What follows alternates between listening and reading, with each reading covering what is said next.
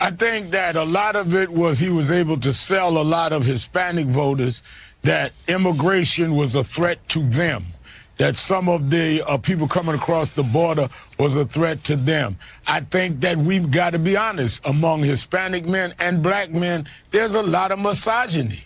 And I think that we've got to deal with the reality that he appealed to this whole false macho thing that some black men and some Latino men went for. I think that we cannot sit around just bedwetting. We've got to deal with the reality, and we've got to deal with the situation as it is in our own communities. Well, bedwetting gets you, political bedwetting gets you exactly this. You don't want to do that. At some point, Democrats are going to have to confront some realities that they haven't wanted to confront in the past. They didn't want to confront the past issues on the border. It took them too long to confront that.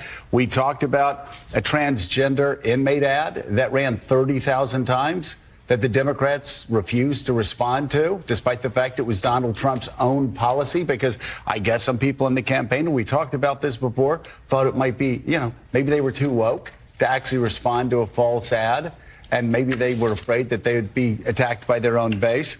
There are so many questions for the Democrats to answer, but one of them, the one that I just saw that's going to be staring them in the face for some time if they don't do something about it, is that 45% of Hispanics voted for Donald Trump. 45. That is George W. Bush. I remember when George W. Bush got 44% of the vote in 2004. It sent shockwaves. Yeah. This also, if you look at this, if you look at younger voters, you look at all these different, we've all been talking about a new Republican Party. There needs to be a new Republican Party. This morning, this is about as bleak as any time for Democrats since the so-called 1984 San Francisco Democrats.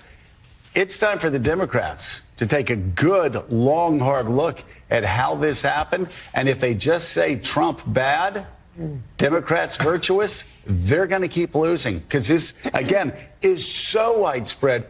This is not about just Donald Trump. This is about the Democratic Party and being radically disconnected from the rest of the country. Look at the map. Yeah, as we talk about how Donald Trump won it, we had a number up there. It's important to point out Donald Trump did the same with black men as he did in 2020. So really look toward Latino men, where that number has gone way up.